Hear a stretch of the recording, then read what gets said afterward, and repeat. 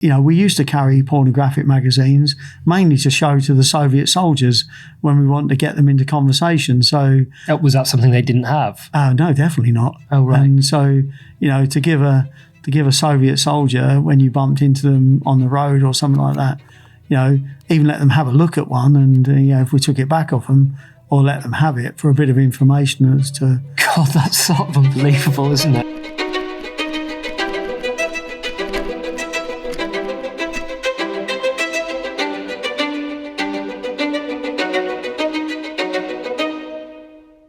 So, Dave, we've met before, obviously, but what I'm going to do for new listeners or viewers is just ask if you could give a brief introduction to yourself. Yeah, so my name's Dave Butler, and I'm former British Army, and I spent 3 years in Brixmis, the British Commander-in-Chief's mission to a group of Soviet forces, Germany, which were from 1986 to 1989, working out of Berlin behind the Iron Curtain, as it was then. So when you say Brixmis, can you explain for people who might not be clear on what that is, what it was? Yeah, this was a mission that was set up at the end of the Second World War by the Soviets and the Allies, the Americans, the French, and ourselves, the British, in the divided Germany. And they decided to split Germany up into 4 segments.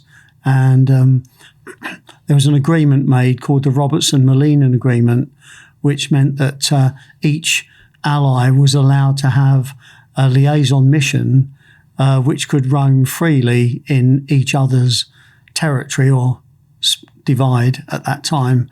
And the idea was, the overt side was that it was a liaison mission. So our job was to liaise with the Soviet troops and to keep an eye on each other was really the underlying message, to make sure that there were no unnecessary build-ups of forces in each other's areas. Okay, great. So what I'd love to do to start with is go right back to the start. And for a lot of our listeners or viewers, they'll have a vague understanding of, Germany and the situation of the Second World War. But I'd love it if you could just talk through as simply as possible, what was the situation in Germany at the end of the war? As in, how was it divided up? How had it got there? Well, of course, Germany was defeated, and mainly, or not mainly, but in part due to the Russians, the Americans, the French, and ourselves. So we were the occupying forces at that time. And so it was decided that that forces would remain in Germany, and each would have a segment of Germany. So as an example, the British, we got the northern half of Germany. The Americans got the southern half, and the majority of the eastern half was occupied by Soviet troops. And in particular, and that even went as far as Berlin, where it was decided that each Allied force would have a mission in Berlin. And so in Berlin itself was divided into 4 segments, with the Soviets, the British, the Americans, and the French. Wow, so you had the whole country divided, then you had Berlin divided even further. Exactly. Wow. Okay, so essentially what had happened is the Allies had won the Second World War together, and then we divided up Germany.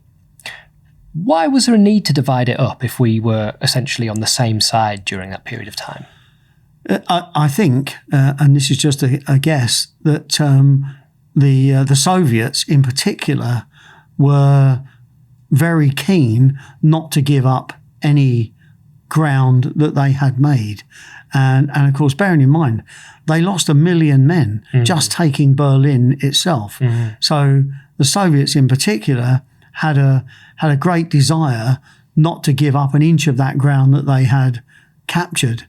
And I think as a sort of a quid pro quo, we also, of course, the Allies, the Western Allies, had also lost, large numbers of men taking that ground. And so I think we were probably not as keen as the Soviets, but in order to maintain the status quo, we also decided to stay where we were.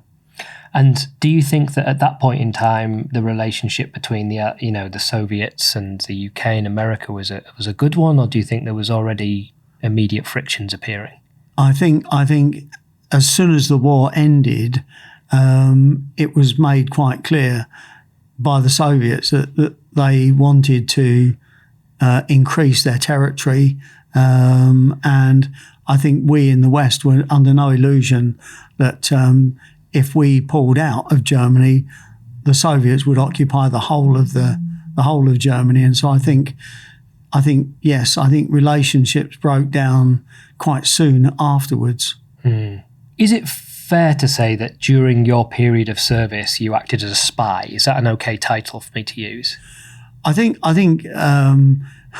to the layman, yes. I mean, we were intelligence gatherers, and I guess it depends on your definition of what intelligence gathering actually entails. And so it normally, my view is that we were there gathering information, both photographically and physically, wherever we could, and without being caught. And so I think, if you think about what spies do, the other sorts of spies, your James Bonds and that, they spent a lot of time gathering. It's all about gathering intelligence. And so I guess yes, you could use that term. Great. I just don't want to throw it about if you're uncomfortable with it, but I understand what you're saying, that it's kind of probably a simplification, but one that people would understand. I think it helps to make the definition between the liaison role that we had, the overt one, and the intelligence gathering one, to make that sort of differential. Well, let's go through that then. So you had two roles, as you said at the beginning. You had the liaison role and you had the intelligence gathering role, which was more of a unofficial and probably not outwardly announced role. What did the liaison role entail? Like officially, what was it? Okay, so one of the best examples I could give you is that we had a little office within our organisation called Spandau. Okay, and Spandau were a group of Russian speakers, interpreters, British military, and when Rudolf Hess was incarcerated in Spandau prison, the Soviets insisted that on a rotational basis, each of the Allies would be responsible for looking after Rudolf Hess. This was just another one of those Soviet ruses to get an excuse to come into our part of Berlin, because it was in the British sector. Spandau was in our sector. And so when that happened, when the Soviets were in charge of Rudolf Hess, our Spandau office did all the interpreting between officials that went to see Rudolf Hess and between the Soviets and him, because they could speak German as well, our interpreters. So that was a good example of the overt liaison role that we in Brixmis did. And the overt liaison role, the pretense of it was that it was helping relations, I suppose. It was communicating together and breaching the gap between the different areas. Yeah, exactly. And again, we used to do a thing called town tours as well. And like away days is what I would, probably the modern day term for it, where I would take my family in a minibus. It was basically a crew of us, but with our families, and we would go to somewhere like Dresden, and we would stay in a hotel in Dresden and basically show the flag, because we were all wearing British military uniform with Union Jacks everywhere. And the idea was to portray to the general public what it was like to be somebody from the West. And we would engage civilians in conversations, and they would ask us who we were and what we did, and we would tell them. So another form of like liaison. And I was giving a budget to go out there and do that. For instance, we would go into an ice cream parlour and buy all the kids there an ice cream, because that's apparently what we do in the West. Oh, I see. So part of it was raising the profile of what life was like in the West, in that it was sort of luxurious, like, oh, all our kids get ice cream all the time, and that's what happens over with us. Yes, and I think you have to bear in mind that the times in East Germany were quite hard for the whole of the time that the Soviets occupied it. I mean, they punished the East Germans, in my view, for the amount of people they lost, and to that end, they didn't do any renovation. I mean, during my time there, you could go to Dresden. It was like the day after the 1,000 bomber raid. I mean, they did no rebuilding, and the general public were kept, on low pay and good old communist way of, everybody did one thing or the other, and so times were quite hard for your average East German. So the idea was that you'd show up there in the sort of British military uniform, portraying this kind of opulent lifestyle where you'd be buying the kids ice creams, having a nice car, going on holidays to that area or something like that. But what was the end goal of that? Was it just to show, look, we're doing better than you, or was there an intention to kind of make people come across, or what? Why would that be something that the army would want to do? Is it just propaganda? Just we're doing better, we've got more money? I think actually exactly that. I think it was more, propaganda, psychological warfare, if you like. Did it contribute to the final falling of the inner German border and the wall coming down? We'll never know. I suspect our role in it was pretty small in that respect, but every little bit helps. And I think it was just trying to make, because they were fed all the time that we were the bad guys on the other side of the Iron Curtain, and we were going to attack them at any moment in time. Right, so it was presenting a kind of friendly family face, making it seem like the propaganda on their side wasn't necessarily accurate. Yeah, and it's interesting that since reunification, I've now got a couple of friends. One was an East German army colonel, and the other one was a Soviet GRU officer. And it's interesting the conversations we've had since reunification about, when I said to them that we were told at any moment they were going to start rolling west and attack us. And they said, well, that's interesting, Dave, because we were told exactly the same about you. So you have to ask yourself, who was indoctrinating who? That's interesting. And you were sort of the liaison officers that were allowed passage into their side, and you did your bits as you've been describing there. Was there the flip of that? Was there people from their side that would come into the British areas and the American areas, and would they do the same thing, like buying kids ice creams and stuff, or what was their version of that? Yeah, I mean, the Russian liaison team was called Socksmiths. So you were bricksmiths and they were socksmiths. Exactly. And their headquarters in the British sector was in Bunda. And again, they had a similar quantity of personnel because each country was allocated a certain number of people who were allowed to roam freely as liaison officers. So in our sector, I mean, we had, I think, 31 of us that were allowed to roam in East Germany. And I think Socksmiths had a similar number that were allowed to be. Again, our intelligence services spent some time trying to find out what Socksmiths were doing in and around West Germany. I think our major feeling was that they were more interested in industrial targets and stuff like that, so that if they ever did come west, it was more about what they would do to destabilise us in those early days of conflict. So there's an interesting thing going on there, isn't it, where you're both sides are allowing the other side to enter their areas as a kind of gesture of goodwill and keeping contact, but both sides are aware that the other side is doing it to basically gather data and spy on each other, really. Yeah, as I've said often, they knew what we were doing and we knew that they knew what we were doing, but it was just that fine line that you had to tread, saying it, and it was just like an acceptance that you were allowed to do what you could, and we did as much as we could without them knowing, which has since been confirmed that there was a lot of what we did from just talking to my former adversaries, that they really, in some instances, had no idea what we were up to. So that was good confirmation for us. You're doing your job well. We were doing the job well, yeah. Well, okay, let's get onto that a little bit. So we've got these, I'm just going to keep repeating it for the listeners so it kind of paints a portrait. But so we've got this Germany that's been divided into 4 areas.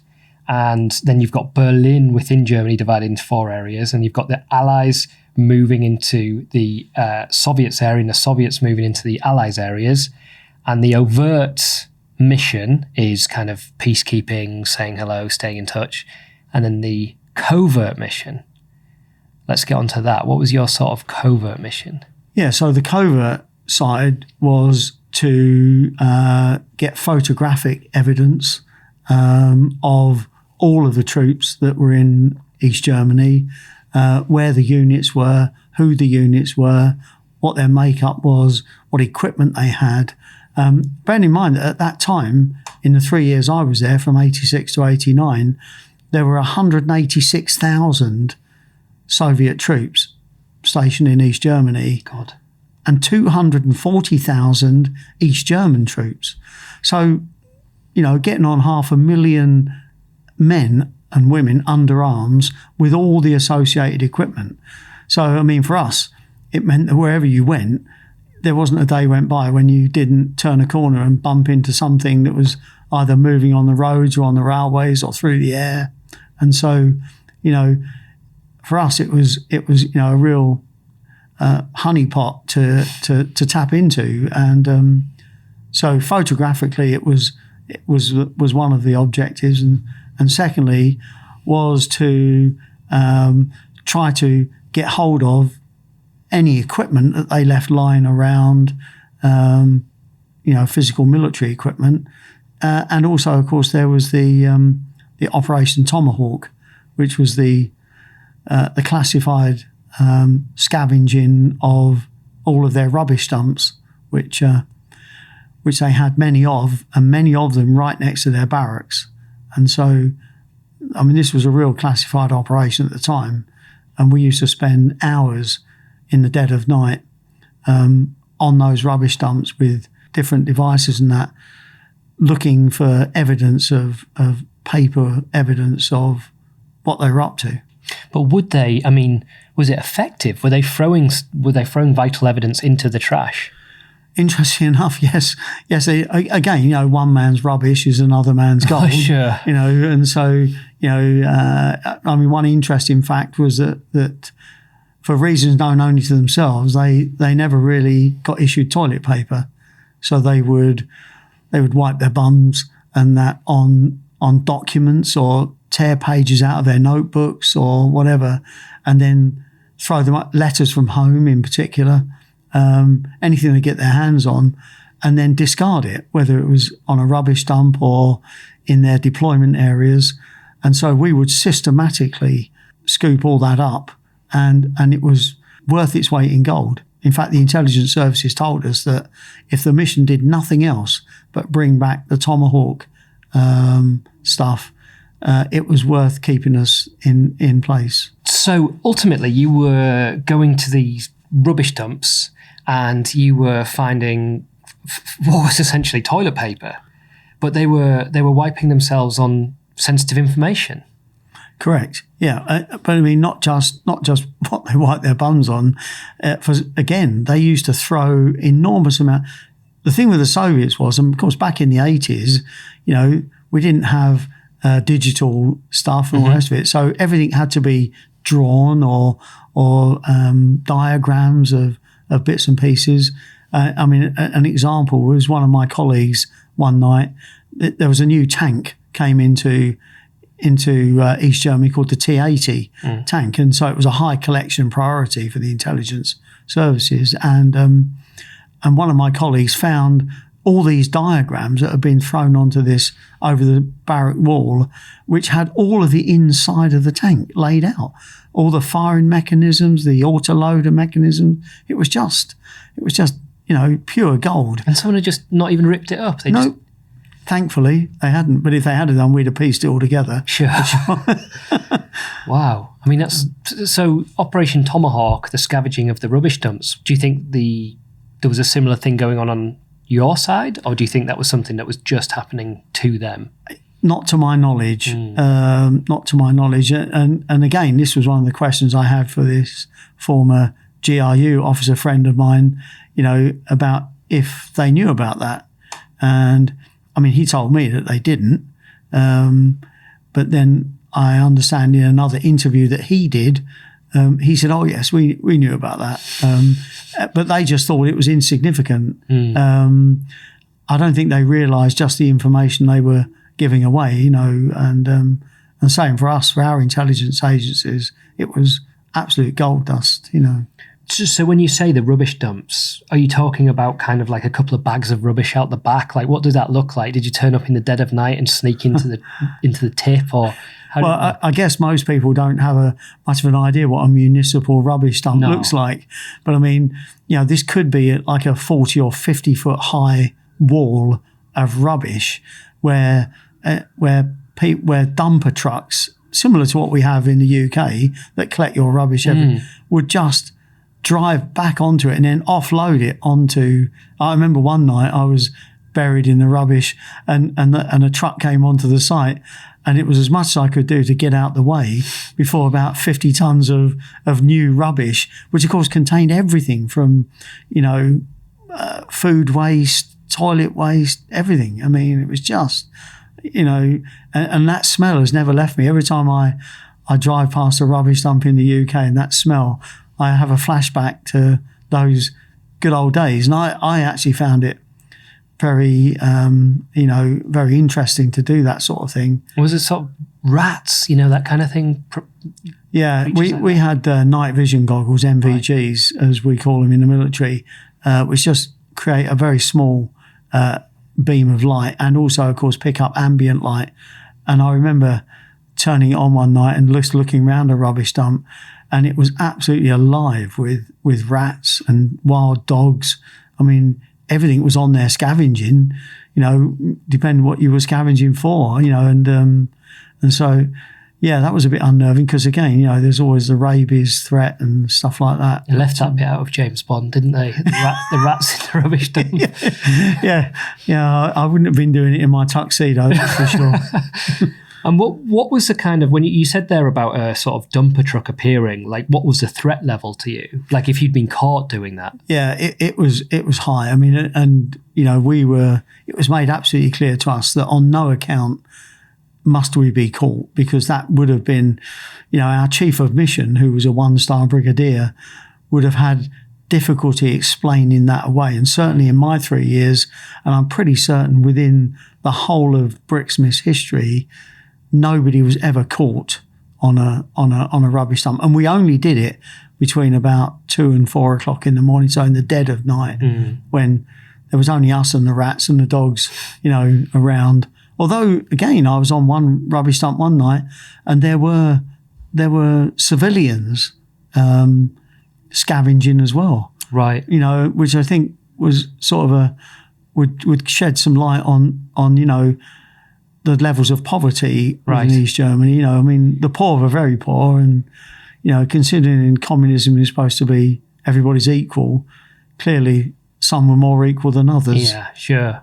Okay.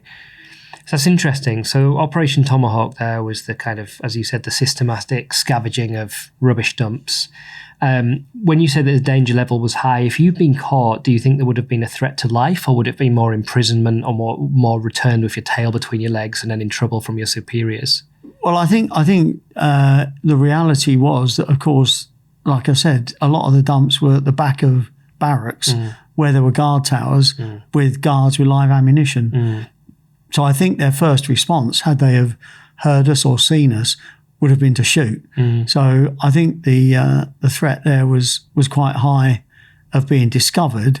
The other threat really was getting on and off them. And I did take an awful tumble one night down about a 40, 50 foot bank in the dark. But luckily, of course, you couldn't scream or cry out. My left leg just gave way, and I went. And there were two of us, me and the tour officer, on the dump. And of course, we couldn't talk to each other. But luckily, I kept hold of my sack, which had all the rubbish in that I'd collected. I wasn't going to let go of that.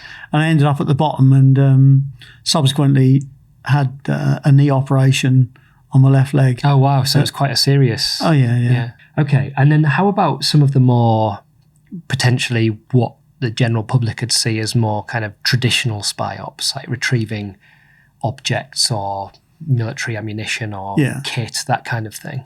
Yeah, again, it was absolutely an SOP of ours, a standard operational procedure, that if we saw, say, live firing or something going on a range, as soon as the Soviets pulled back off the range at the end of the day, we would go on there and scavenge for anything. The letters that I've just described that the Soviets would read and then throw out the vehicles, through to ammunition. For some curious reason, if a piece of ammunition didn't work properly, they would just throw it out the vehicle and then leave it behind. That was our interpretation, that they left it behind. Whether they intended to come and collect it afterwards, but of course in between we would get on there, and so we would find all sorts of fin stabilised ammunition. I mean, it was an absolute goldmine for us, and of course because of our skill bases, we knew that the ammunition wasn't necessarily live ammunition they were firing, or had live warheads. So we would pick those sort of things up, and put them in the vehicles, and then bring them back to Berlin, to our headquarters, where they would then be looked at by analysts and decided what to do with them. And when you're driving those pieces of ammunition or materials back to Berlin, was there never a worry of getting stopped at any checkposts or anything like that, or was it because of who you were allowed free passage? Yeah, the vehicles were actually like a mini sort of embassy on wheels, if you like. So the Soviets were not allowed to enter the vehicles, although if you were caught, then they would always try the doors, but we kept the doors locked at all times. One ruse they had, of course, was they would ram the vehicle and knock it over, and then say that was an accident, and then on the pretext of saving the crew, they would then pay no attention to us, but get their hands on all of our photographic equipment and any other bits and pieces we had in the vehicle.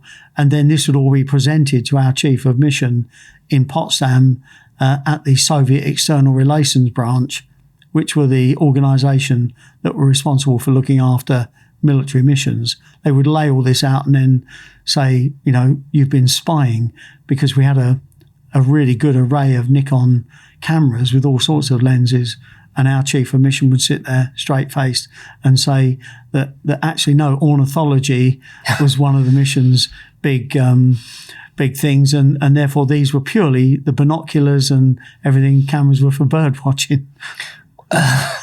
Again, what sounds sort of bizarre to me is someone completely outside it is like, that's obviously not true. But was that just the game that everyone was playing? Yeah, as I say, they knew what we were doing. We knew they knew what we were doing, and there was a line that it shouldn't be crossed. Since reunification and the investigating the Stasi headquarters in East Berlin, of course, we found all of our records, and so we were able to apply for our Stasi file, and I did, and I got mine.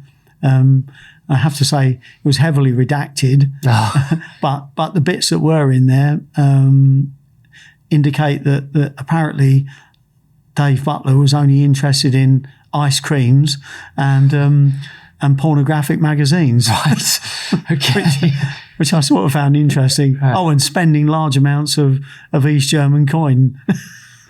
So did that give you a bit of, were you kind of relaxed to hear that they didn't have too much on you, or was that kind of surprising that they didn't know as much as they might have? I think there was a couple of surprising things.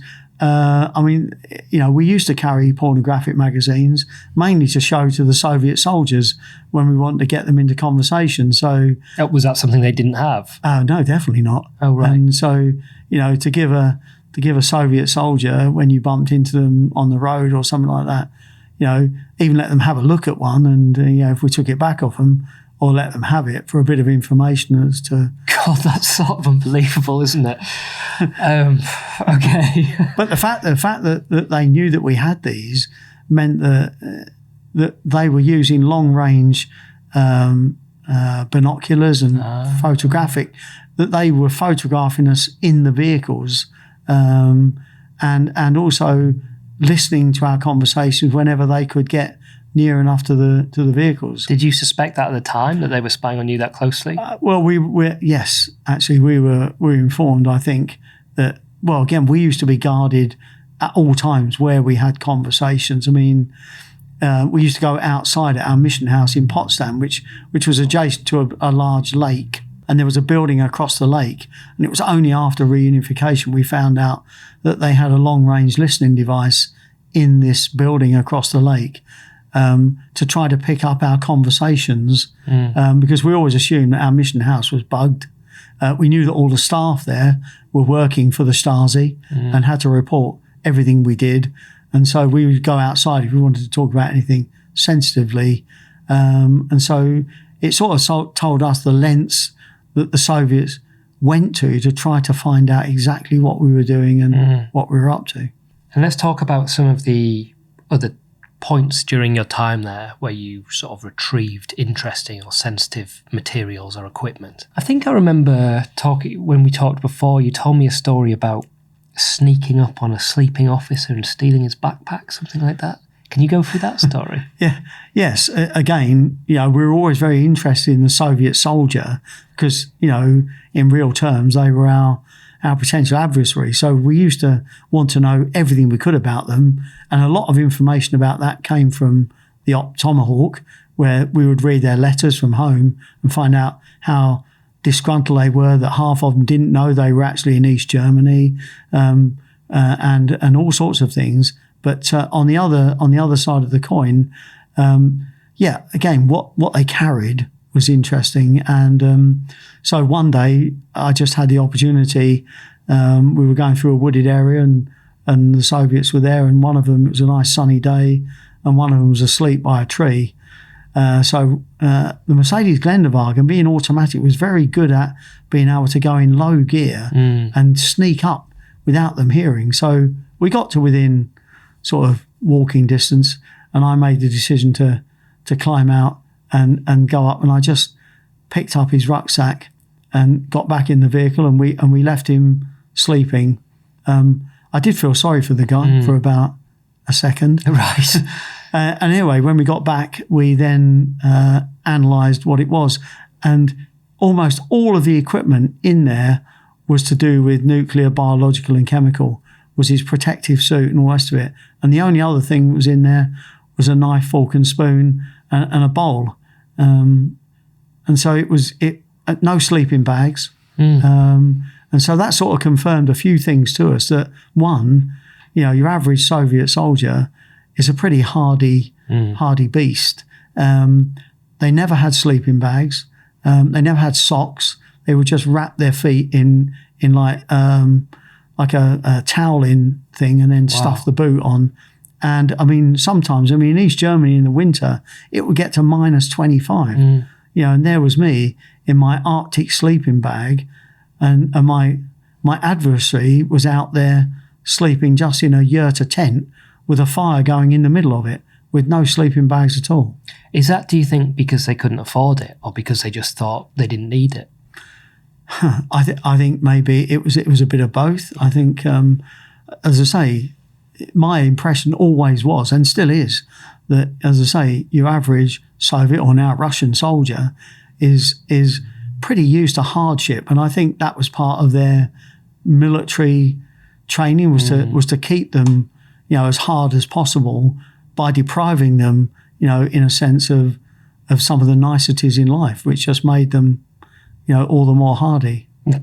Did that make them quite an intimidating enemy? I think yes, it did, and of course would mean that. And the other thing I found from a good example was that they will always obey the last order. I was detained once, and I happened to have the chief of our mission in the back of the vehicle because he liked to go out touring so that he knew what we were doing, and we got detained. They covered the vehicle in a tarpaulin, and it was August, a bit like the temperatures today, about 30 degrees, and they kept the vehicle. So the temperature inside the vehicle, I managed to get out of it and shut the door and lock it. So I was on the outside, and I said in my pidgin German to the Soviets that had detained us, basically I started to sort of chastise them in German and tell them that I had the chief of the British military mission on here, and they would be for the high jump when their commandant turned up and found that they treated us in this way. And anyway, at the end of the day, so there was an armed soldier behind me by the door, and then the commandantura, who was probably a half colonel in the Soviet army, turned up and said to this conscript who was stood by me with his gun to take the tarpaulin off the vehicle, and he flatly refused. Bear in mind, this guy was like a private, and this was a half colonel, and he flatly refused to do it. And the only person he would do it for was the lieutenant in his unit who'd come up and told him to put the tarpaulin on. And we had to wait for the lieutenant to turn up and tell him to take it off before he would actually remove the tarpaulin. My God. So they were a rigid obedience to the rules. And that's exactly how the Russians or the Soviets were and still are. They do everything by numbers. They do this, they do that, which of course takes away a lot of what we in the British Army had, was the ability to think on our feet and manage the situation as it happened. They didn't. They would just obey the last order, which again was a telltale for us, what they're like. Okay, we're going to take a quick break now to talk about this episode's sponsor, and it is in fact Manscaped. We received a great package from Manscaped to try out, and I thought I'd pass it on to someone who might make better use of it than me. So this is Connor, one of our producers. How did you find it, Connor? Yeah, very, very good. We were sent the Performance Package 4.0, which included the Lawnmower 4.0, one of their recommended trimmers. And I can say I would recommend it too, definitely. Great. Best thing for me, Ben, is it's waterproof, so you can use it in the shower. So it saves time. When you're having a wash in the morning, you can get your trim in there. It included the premium body wash as well, which smells great. What does it smell like? Aloe vera and sea salt. Lovely. Very, very nice indeed. But my favourite part of it, I have to say, is the anti-chafe boxer shorts, which, a great little number. Do what they say on the tin. Very, very smooth. And I would recommend. So it's a glowing review from Connor there, and if you want to think about getting it for yourself or for someone else with Christmas coming up, Extraordinary Lives listeners get free shipping and 20% off. Go to manscaped.com and use the code MINUTES at the checkout. That's 20% off with the free shipping at manscaped.com. Just use the code MINUTES. I'm sure you told me a story before about a Kodak camera or something like that, being chased with it and throwing it into the woods. Was there something like that? Another incident was, again, we were always tasked with intelligence gathering tasks, and one of them was to go and try to photograph and video, if we could, a specialist piece of Soviet equipment, which I used to call IPR. It was actually called IRM, but I called it IPR. This vehicle, Soviet equipment vehicle, it used to probe the riverbeds, so the Soviet tanks could all snorkel across rivers. Okay, and so this vehicle would go ahead of them, and it would drive off the riverbank along the riverbed to make sure it was firm enough, and then come out the other side. And I used to call it IPR because it stood for I Probe Rivers, okay, or riverbeds. Sure. But its actual designation was IRM. So this was a high collection priority to get as much photographic evidence of it. So we knew where it was operating on a driver training circuit down near a place called Elster-Geleen, which was on the side of a riverbank where they used to do Soviet river crossings. So we went down there and we parked the vehicle up in the woods and me and the tour officer got out. This was in November. The snow was deep on the ground, and I took my little dictaphone to record what I saw and anything else. And the tour officer had a couple of Nikon cameras with different lenses attached to them. And so we sneaked off about 100 metres from the vehicle to the edge of this on a corner, because we could hear the vehicle driving around the woods. And lo and behold, it came along. And so we started to take some pictures of it and all the rest of it. We knew that the Stasi, the secret police, knew that we were in the area. And so what we didn't know was that they had alerted the Soviet troops that there was a mission vehicle in the area. So they were all on sort of high alert. And I don't know what it is about people on vehicles, moving vehicles. I don't know if you've ever looked at them, but if you look at somebody, for some reason, only known to them, they always turn and look at you. And so there we were, hiding in the bushes on this corner. And as this IPR vehicle went past us, the commander, for some reason known only to him, turned his head and looked back at us, or looked back in our direction. We weren't sure if he'd seen us or not. Anyway, the vehicle continued on. The next minute, a Russian Jeep, a WAZ 469, came hurtling along the track where this vehicle had been, turned in front of us and saw our vehicle, which was parked about 100 metres from us, and started to hurtle towards our vehicle. Our driver, knowing that where we were and that we couldn't get back to the vehicle in time, he immediately reversed at high reverse and did a J-turn at the end of the woods and led the Soviets away from us, and rushed off into the town, being chased by them. So we waited, half expecting him. We heard a gunshot being fired as well, so we knew that they shot at the vehicle as well. Anyway, we waited for about an hour, expecting at any minute Soviet troops to be coming through the woods, combing them to find us. So we took the film out of the cameras, because in those days, of course, it was all rolls of film. It wasn't digital like nowadays. Put the film in our underpants, which of course was the place where mostly you weren't searched, and buried the cameras in the wood. Again, made a note of where it was, and took some pictures on the camera before we buried them, or where we were going to bury them, and my dictaphone, so that if we were caught, at least we wouldn't be accused of spying. We wouldn't find the equipment. And we waited, and then nothing happened for at least a couple of hours. So, and by this time it was getting dark, so we decided that we would go to the next village, where which was about 3 kilometres away.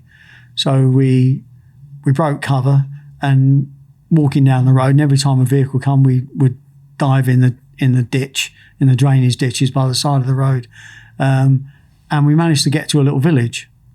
What we then did was and of course the village was in total darkness, so we found a Gestatter, or a local German pub as it was then, had a sign up, knocked on the door, and in true sort of fashion, a little slide came, undid, and looked at us, and we told him in German that we were military liaison officers, and that could we use their phone. Anyway, the door opened, and we went in, and lo and behold, it was what you and I would equate to a lock-in. Right. So the pub was full, in total darkness on the outside. So we went in, walked through the people, and he showed us where the phone was. And anyway, we made a call. He offered us a drink, so we had a quick beer with him while we made a phone call to the British Embassy in Berlin. And so knowing that actually collaborating or helping military missions was again a punishable offence under the Stasi rules, we decided that we would leave the pub, and because we didn't want them to get in any trouble. What we found, and we went and hid in a bus shelter after we'd made the call, because we knew that British Embassy would contact Brixmis in Berlin. And about 30 minutes after we were in the bus shelter, suddenly there was a hive of activity of Stasi vehicles combing the village, which immediately told us that the British embassy's phones were tapped. Oh, right, yeah. Which, of course, we knew that, but this was confirmation that, because we'd phoned from this phone number. And anyway, so we were out behind the lines for about 12 hours before our another vehicle came from Potsdam, because it was a couple of hours drive, to pick us up. God, sounds pretty intense. I've got to say. It had its moments. It had its moments. I mean, it's interesting because listening to you talk about this, which happened a long time ago, there's definitely parallels between what's happening now. And, when you look at what's going on now in Russia, do you see Putin's actions as part of an attempt to reclaim the Soviet Union? Yeah, I think he always, after perestroika, after reunification, under Gorbachev, I think it was, happened. I think although Putin was part of the team that sort of created and pushed forward perestroika, I don't think they thought that the Soviet Union would break apart so quickly as it did.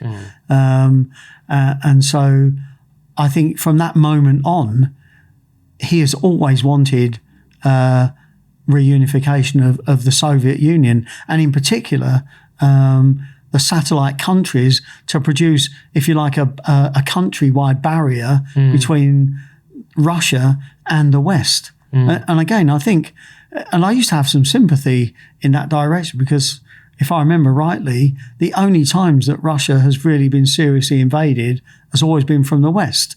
And so the idea that they would have some buffer countries that anybody invading would have to come through, I think, sort of in a funny sense, made sense.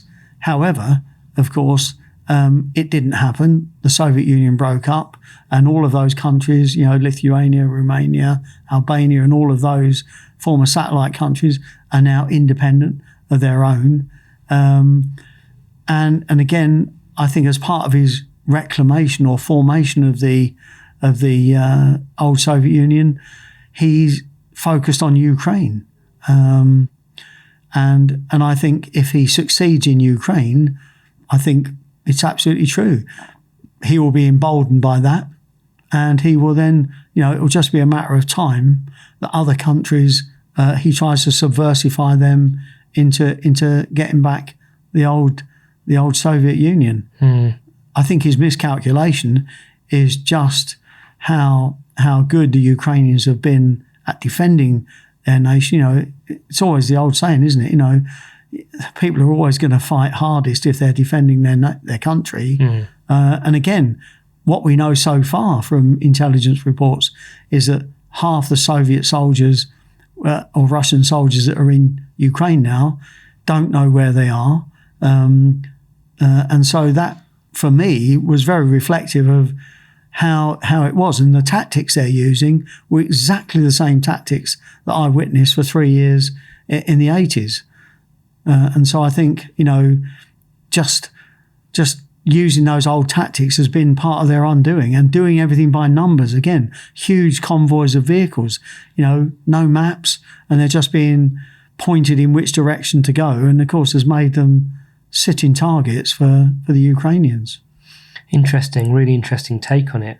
And do you, with someone with your level of knowledge of that kind of, your experience of the Soviets back then, and you are still involved in that kind of area now, do you see any kind of resolution to the war in the Ukraine?